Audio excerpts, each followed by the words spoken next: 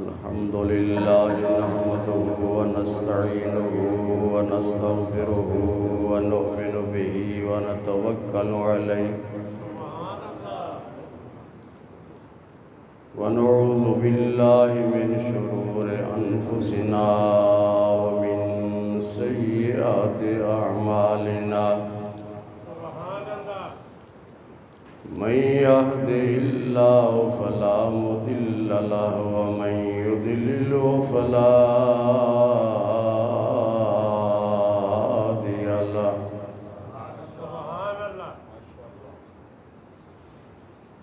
ونشهد أن لا إله إلا الله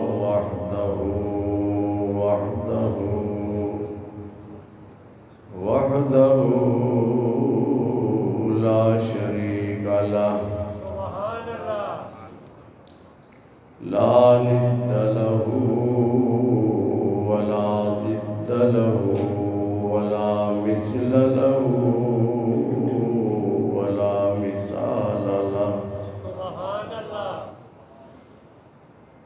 سرمدي أزلي أبدي دهري ديمومي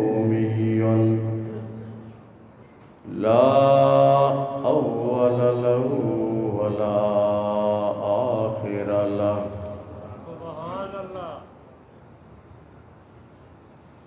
ونشهد أن سيدنا وسندنا وحبيبنا وطبيبنا ومأوانا وملجأنا در الله المخزون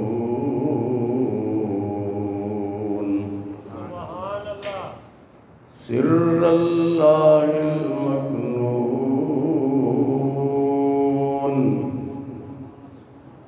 نور الأفئدة والعيون سرور القلب المحزون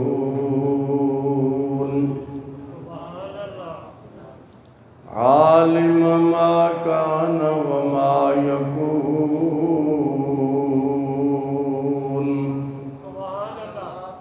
سيدنا ومولانا محمدا عبده ورسوله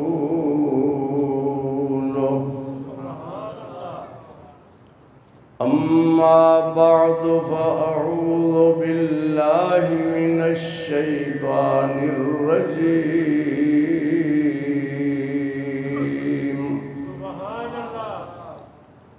بسم الله الرحمن الرحيم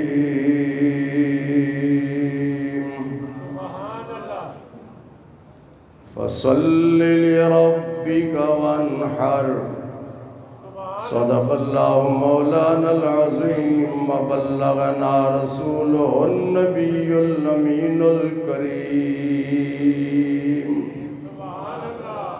انتہائی محبت کے ساتھ بلند آواز سے درود پاک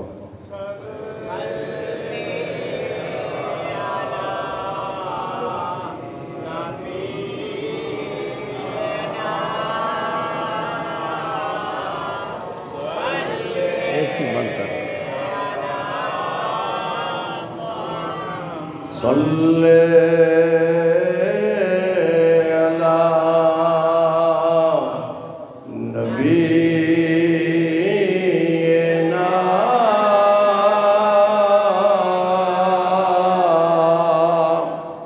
صلی علی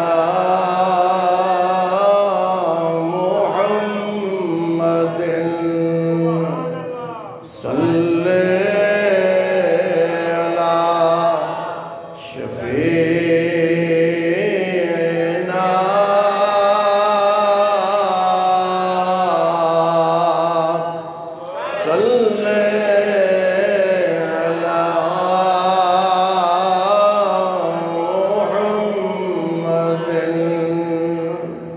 بلغ العلا بکمال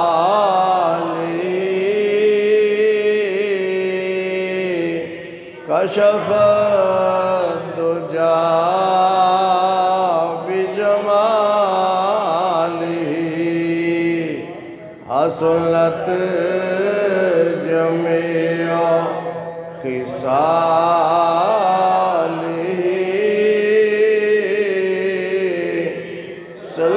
صلوا عليه وآله صلی علی نبینا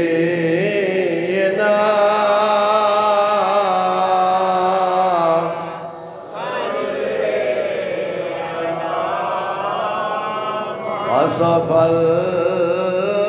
القمر بجماله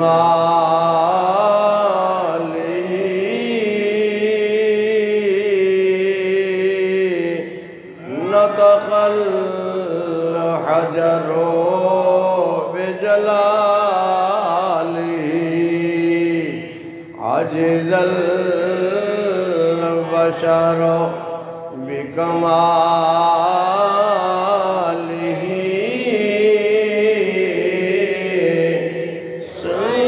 صلوا عليه وآله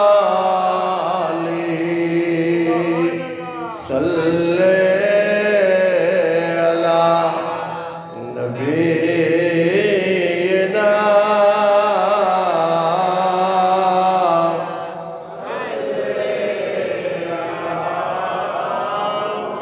وہ جو نہ تھے تو کچھ نہ تھا وہ جو نہ ہو تو کچھ نہ ہو وہ جان ہے جہان کی جان ہے تو جہان ہے صلی علی نبینا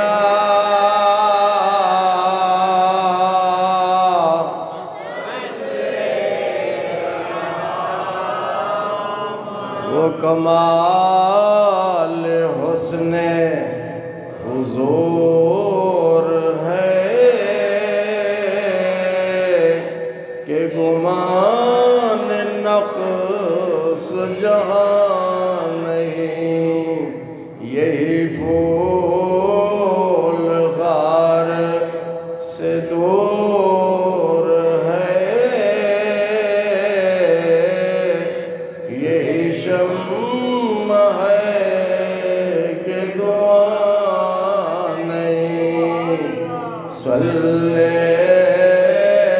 علی نبینا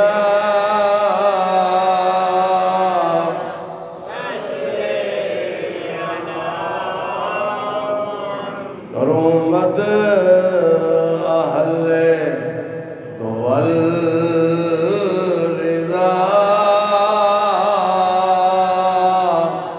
بڑے اس بلا میں میرے بلا میں گدا ہوں اپنے کریم کا میرا دین پار رہنا نہیں صلی علی نبینا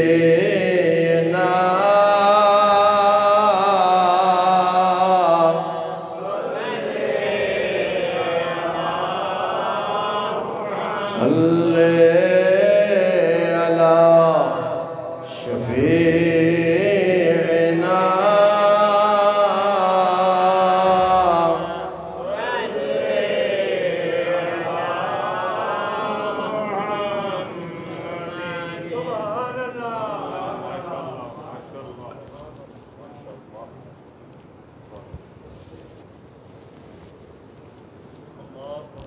بزرگوں،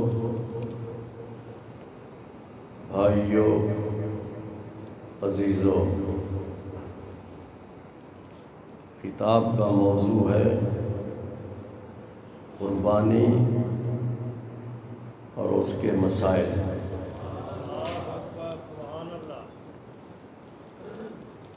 اللہ تعالیٰ کا بے پایاں اور بے شمار شکر ہے کہ اس نے زندگی میں ایک بار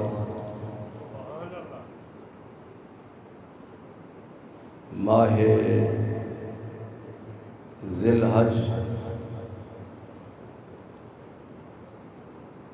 کے استقبال کی توفیق عطا فرمائی ہے۔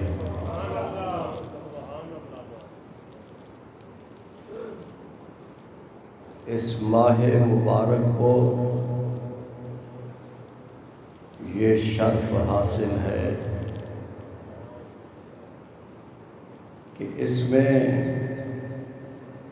دنیا بھر کے مسلمان فریضہ حج ادا کرتے ہیں اور اللہ کی رضا کے لیے، اللہ کی خوشنودی کے لیے قربانی کا فرض ادا کرتے ہیں۔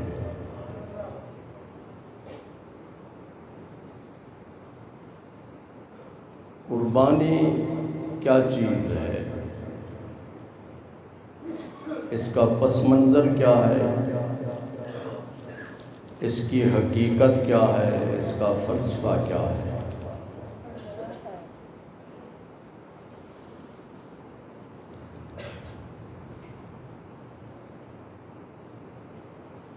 دنیا کے کسی سکالر سے پوچھنے کی ضرورت نہیں، اللہ کے رسول سے پوچھتے ہیں۔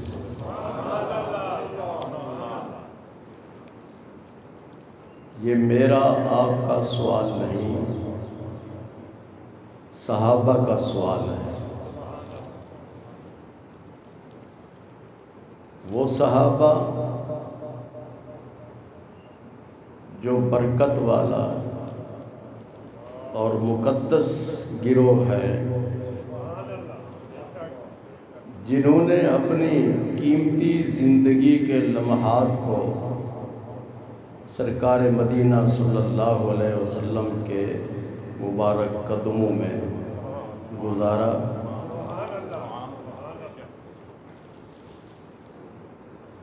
اللہ کی رضا اور اس کی خوشنودی حاصل کرنے کے لیے انہوں نے جان، مال، اولاد، ہر چیز کی قربانی پیش کی، جن کے بارے میں کہا گیا کہ قیامت تک آنے والا کوئی غوث، کوئی قطب، کوئی ولی صحابی کے مقام کو نہیں پہنچ سکتا۔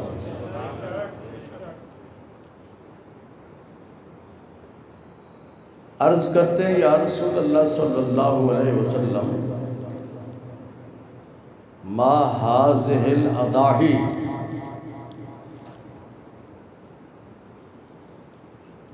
ان قربانیوں کی حقیقت کیا ہے؟ ہمیں کیوں حکم دیا گیا کہ قربانی کرو؟ سمجھ آ رہا ہے حاجی جی؟ آقا کریم صلی اللہ علیہ وسلم نے ارشاد فرمایا، سنت ابیکم ابراہیم، یہ قربانیاں حضرت ابراہیم علیہ السلام کی سنت ہے۔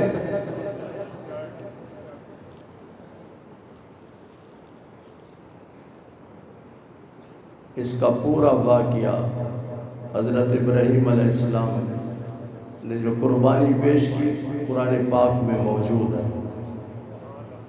آئندہ جمعۃ المبارک کے خطاب میں اسے بیان کیا جائے گا انشاءاللہ۔ یعنی ہم جب قربانی کریں بکرے کی، گائے کی، اونٹ کی، تو ذہن میں یہ بات رہنی چاہیے کہ میں حضرت ابراہیم علیہ السلام کی سنت کو ادا کر رہا ہوں۔ ذہن میں یہ بات نہیں ہونی چاہیے کہ لوگ کہیں جی بڑا امیر آدمی ہے، بڑا اس نے اچھا جانور ذبح کیا ہے اور اچھی قربانی پیش کر رہا ہے۔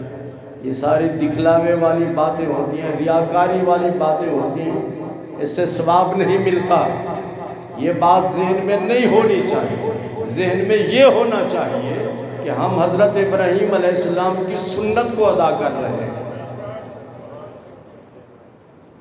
صحابہ نے پھر سوال کیا، عرض کرتے ہیں یا رسول اللہ صلی اللہ علیہ وسلم، ہمیں اس قربانی کرنے کا کیا ثواب ملے گا؟ قربانی کرنے کا ہمیں کیا ثواب ملے گا؟ ارشاد فرمایا بِكُلِّ شَعْرَةٍ حَسَنَةٌ، ہر بال کے بدلے میں بہت بڑی نیکی عطا کرے گا۔ وہ ایک نیکی بہت بڑی نیکی ہوگی، عظمت والی ہوگی۔ عربی گرامر کہ جتنے بھی ٹی وی سی وی بینکر وغیرہ یہ باتیں کرنے والے آتے ہیں نا مذہبی دینی پروگراموں میں، یہ عربی گرامر سے نابلد ہوتے ہیں، ان کو پتہ نہیں ہوتا کہ جس طرح ہر زبان کی گرامر ہوتی ہے، انگریزی کی گرامر ہے، اردو کی بھی ہے، اور اسی طرح دوسری عربی کی بھی گرامر ہے، اور اس گرامر کو صرف اور نحو کہا جاتا ہے۔ یہ لوگ اس سے عاری ہوتے ہیں، ان کو پتہ نہیں ہوتا کہ بھئی یہ گرامر کے نقطہ نظر سے قرآن کی اس آیت کا یا حدیث کا اس کا ترجمہ کیا ہے۔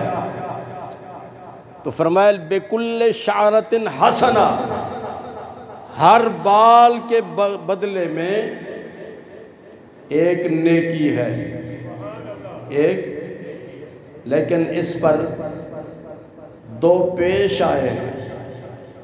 جس پر دو پیش آ جائیں تو گرامر کے مطابق اس میں عظمت آ جاتی ہے، بڑا پن آ جاتا ہے۔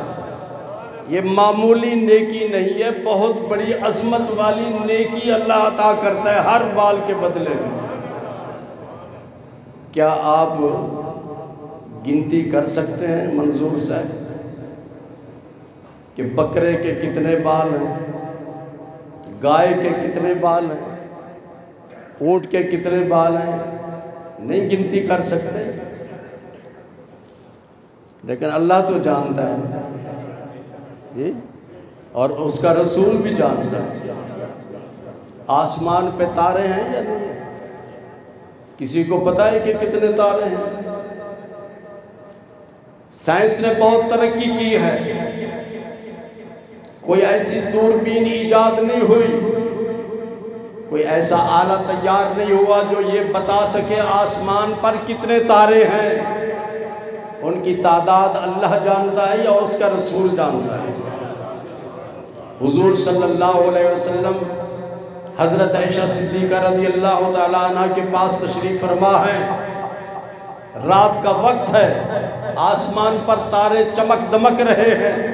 عرض کرتی ہیں یا رسول اللہ صلی اللہ علیہ وسلم، آپ کی امت میں سے کوئی ایسا خوش نصیب امتی ہے جس کی نیکیاں آسمان کے تاروں کے برابر ہوں؟ جس کی نیکیاں آسمان کے تاروں کے برابر ہوں؟ حضرت عائشہ کا سوال اس بات پر دلالت کر رہا ہے۔ آپ جانتی ہیں کہ حضور صلی اللہ علیہ وسلم آسمان کے تاروں کی تعداد کو بھی جانتے ہیں اور منظور کی نیکیوں کو بھی جانتے ہیں کہ کتنی اس کے نامہ اعمال میں نیکیاں ہیں۔ عباس کے نامہ اعمال میں جتنی نیکیاں ہیں اس کو بھی جانتے ہیں۔ اسی لیے سوال کیا، آپ کی امت میں سے کوئی ایسا امتی ہے جس کی نیکیاں آسمان کے تاروں کے برابر ہوں؟ حضور صلی اللہ علیہ وسلم نے یہ نہیں فرمایا عائشہ ٹھہر جاؤ، یہ بڑا مشکل سوال ہے، جبریل کو آنے دو، جبریل سے پوچھ کر میں بتاؤں گا۔ آپ نے یہ نہیں فرمایا، اس لیے کہ حضور صلی اللہ علیہ وسلم اپنے علوم کی تکمیل میں، اپنے علم کی تکمیل میں جبریل کے محتاج نہیں، جبریل آپ کا محتاج ہے۔ جب سوال کیا تو آپ نے ارشاد فرمایا، عائشہ میری امت کا عمر ایسا امتی ہے کہ جس کی نیکیاں آسمان کے تاروں کے برابر ہیں۔ نعرہ تکبیر، نعرہ رسالت، نعرہ تحقیق، نعرہ تحقیق، نعرہ غوثیہ۔ حضرت عائشہ رضی اللہ تعالیٰ عنہ کس کی بیٹی ہیں؟ بولو۔ حضرت ابوبکر صدیق رضی اللہ تعالیٰ عنہ عرض کرتے ہیں، یا رسول اللہ صلی اللہ علیہ وسلم، حضرت ابوبکر کی کتنی نیکیاں؟ اس سوال کا مطلب یہ تھا کہ اتنی ساری نیکیاں تو حضرت عمر لے گئے، تو حضرت ابوبکر کی کتنی نیکیاں ہیں؟ اللہ اکبر۔ جواب سنیے، آقا کریم صلی اللہ علیہ وسلم نے ارشاد فرمایا، عائشہ ابو بکر کی غار والی ایک نیکی ایک طرف اور عمر کی تمام نیکیاں ایک طرف۔ اللہ اکبر۔ ابو بکر کی ایک نیکی کا عمر مقابلہ نہیں کر سکتے تو ان کی باقی نیکیوں کا کیا مقابلہ کر سکتے؟ سمجھ آ رہی ہے؟ تو صحابہ نے عرض کیا، یا رسول اللہ صلی اللہ علیہ وسلم، ہم قربانی کرتے ہیں، ہمیں کتنا ثواب ملے گا؟ ارشاد فرمایا، بِكُلِّ شَعْرَةٍ حَسَنَةٍ، ہر بال کے بدلے میں اللہ تعالیٰ بہت بڑی ایک نیکی عطا فرمائے گا، بڑی عظمت والی، بزرگی والی ایک نیکی عطا کرے گا ہر بال کے بدلے میں۔ کوئی اس کو گنتی کر سکتا ہے کہ کتنے بال؟ تو یہ بات یاد رکھو، جس نے قربانی دینی ہے، جس نے قربانی دینی ہے تو ذہن میں یہ بات رکھ لے کہ میرے رب نے مجھے ہر بال کے بدلے میں ایک بڑی نیکی عطا فرمانی ہے، جس کا کوئی اندازہ ہم نہیں لگا سکتے۔ قربانی کا وقت عید کی نماز کے بعد قربانی کرنی پڑے گی۔ اگر کسی نے عید کی نماز سے پہلے قربانی کر دی تو اس کی قربانی نہیں ہوگی، قربانی نہیں ہوگی۔ قربانی کا جانور بکرا بکری دینی ہو تو اس کی عمر 1 سال ہونی چاہیے، اس سے کم نہیں۔ گائے کی قربانی دینی ہے تو اس کی عمر، میاں جی جی کیوں صحیح بتا رہے ہیں میاں صاحب جی؟ نہیں، سوا کس نے کہا؟ 2 سال۔ قربانی کتنی گائے کی عمر کتنی ہونی چاہیے؟ شیخ صاحبان کو حساب کتاب زیادہ آتا ہے، اور شیخ صاحب اونٹ کی کتنی عمر؟ میں نے کہا ہے نا حساب کتاب بڑا ہوتا ہے ان کے پاس۔ 5 سال۔ بکرا بکری 1 سال، گائے 2 سال اور اونٹ 5 سال۔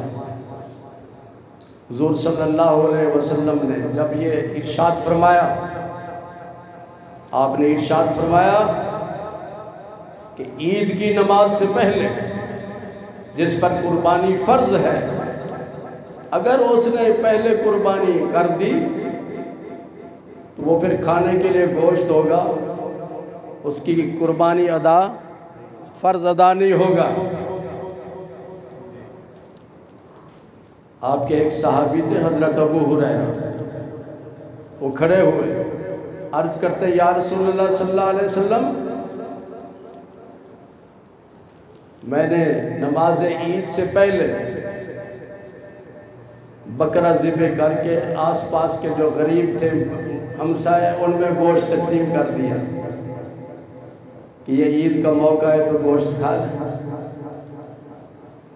تو حضور صلی اللہ علیہ وسلم نے ارشاد فرمایا تو تیری قربانی نہیں ہوئی، قربانی نہیں ہوئی۔ عرض کرتے ہیں کہ میرے پاس اور تو کچھ نہیں، بکری کا 6 مہینے کا بچہ ہے۔ کتنے؟ 6 ماہ کا بچہ ہے بکری کا۔ اللہ اکبر۔ حضور صلی اللہ علیہ وسلم اپنی امت پر رؤوف اور رحیم ہیں، اپنے ہر امتی پر مہربانی فرماتے ہیں۔ اب یہ اس کے لیے مشکل تھی، حضرت ابو ہریرہ کے لیے۔ ان کے پاس اتنی توفیق نہیں تھی کہ وہ بکرا خرید کر کے اور بکرا قربانی کے لیے پیش کریں۔ عرض کرتے ہیں یا رسول اللہ صلی اللہ علیہ وسلم 6 ماہ کا بچہ ہے بکری کا۔ آپ نے ارشاد فرمایا جاؤ اسے ذبح کرو، تمہاری طرف سے قربانی ادا ہو جائے گی، قربانی ادا ہو جائے گی، لیکن یہ صرف تیرے لیے، صرف تیرے لیے ہے، قیامت تک اور کسی کو اس چیز کی اجازت نہیں ہے۔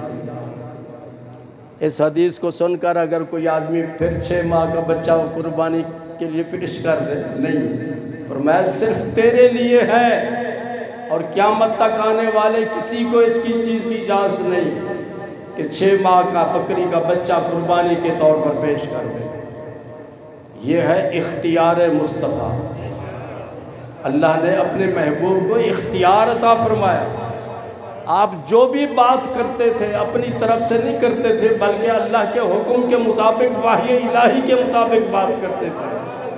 فرمایا وَمَا يَنْطِقُ عَنِ الْهَوَىٰ إِنْ هُوَ إِلَّا وَحْيٌ يُوحَىٰ۔ اگر عباس ماہ رمضان کا روزہ قصداً توڑ دے، پیاس لگی ہوئی ہے، اس کو پتہ ہے کہ روزہ ہے، اور پانی پی لے، اسی طرح حاجی ریاض صاحب، تو کفارہ کیا ہے؟ اس کا کفارہ کیا ہے؟ کفارے کی 3 قسمیں ہیں۔ پہلی تو یہ کہ غلام آزاد کرے، وہاں اس زمانے میں یہ رواج تھا، غلام ہوتے تھے، غلام آزاد کرے۔ اگر نہیں کر سکتا تو پھر 2 مہینے متواتر روزے رکھے، وقفہ نہیں، متواتر روزے رکھے، کوئی وقفہ نہیں ہونا چاہیے۔ اور اگر 2 مہینے متواتر روزے رکھنے کی حاجی ریاض کو توفیق نہیں آئے تو پھر 60 مسکین کو کھانا کھلا دے، 60 مسکین کو کھانا کھلا دے۔ یہ قرآن پاک کا حکم ہے۔ کس کا؟ بولو، قرآن کا حکم ہے۔ کفارے کی یہ 3 قسمیں ہیں۔ ایک شخص حاضر ہوا حضور صلی اللہ علیہ وسلم کی خدمت میں، عرض کرتا ہے یا رسول اللہ صلی اللہ علیہ وسلم، میں نے ماہ رمضان کا روزہ قصداً توڑ دیا ہے۔ ایک تو ہوتا ہے نا بھول کر پانی پی لو یا کھانا کھا لو یا کوئی چیز کھا لو، روزہ نہیں ٹوٹتا۔ جان بوجھ کر اگر کوئی آدمی کو پتہ ہے کہ مجھے روزہ ہے، کھاتا ہے، تو اس کا روزہ ٹوٹ جاتا ہے۔ تو اللہ نے قرآن پاک میں یہ کفارہ بیان کیا ہے۔ 3 صورتیں ہیں کفارے۔ وہ شخص حاضر ہوا، عرض کرتا ہے یا رسول اللہ صلی اللہ علیہ وسلم، میں نے ماہ رمضان کا روزہ رکھا ہوا تھا، قصداً میں نے روزہ توڑ دیا ہے، میں اب کیا کروں؟ آپ نے ارشاد فرمایا، اللہ فرماتا ہے کفارے کی 3 صورتیں ہیں، غلام آزاد کرو، یا 2 مہینے متواتر روزے رکھو، یا 60 مسکین کو کھانا کھلاؤ۔ عرض کرتا ہے یا رسول اللہ صلی اللہ علیہ وسلم، میں غلام آزاد نہیں کر سکتا، غریب آدمی غلام نہیں خرید کر سکتا، بیمار ہوں 2 مہینے متواتر روزے نہیں رکھ سکتا، غریب آدمی ہوں 60 مسکین کو کھانا نہیں کھلا سکتا۔ اللہ کے نبی رحمت للعالمین ہے، آپ نے اس کو مایوس تو نہیں کرنا تھا اپنے امتی کو، آپ نے ارشاد فرمایا بیٹھ جاؤ۔ تھوڑی دیر کے بعد ایک صحابی حاضر ہوتا ہے، حضور صلی اللہ علیہ وسلم کی خدمت میں کھجوروں کا ٹوکرا پیش کرتا ہے۔ مدینہ منورہ میں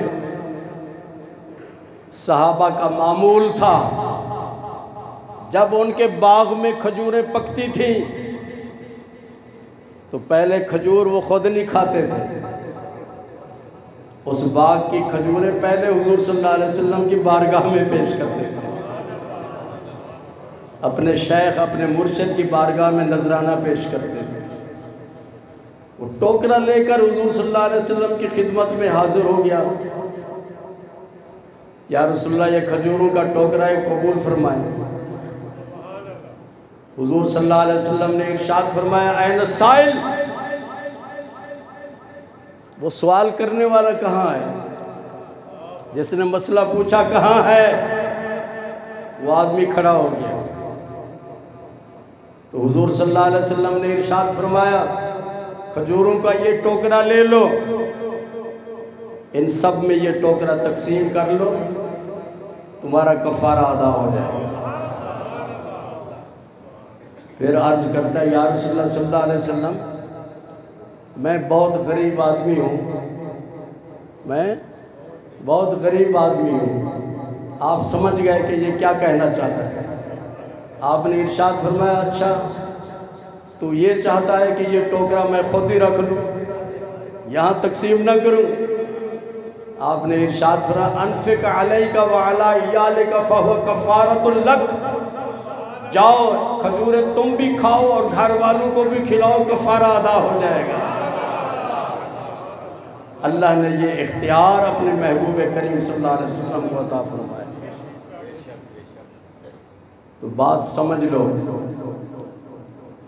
کہ قربانی حضرت ابراہیم کی سنت اور اس کا ثواب بھی بتا دیا، اور قربانی کے جانوروں کی عمریں بھی بتا دیا۔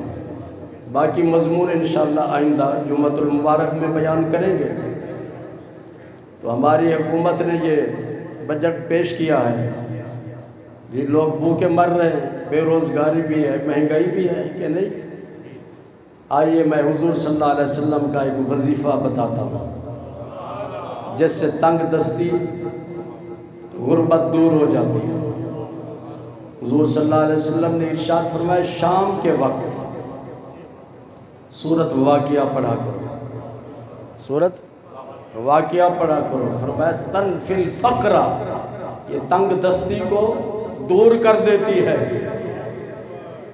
جتنے بھی وزیر شزیر بیٹھے ہیں یا اسمبلی کے ممبران، وہ اور ان کے گھر والے اور ہم سب پاکستانی جتنے بھی ہیں، اس کو پڑھنا شروع کر دو تو اللہ تبارک و تعالیٰ میرے آقا کریم صلی اللہ علیہ وسلم کے اس وظیفے کی برکت سے تنگ دستی کو بھی دور کر دے گا، غربت کو بھی دور کر دے گا۔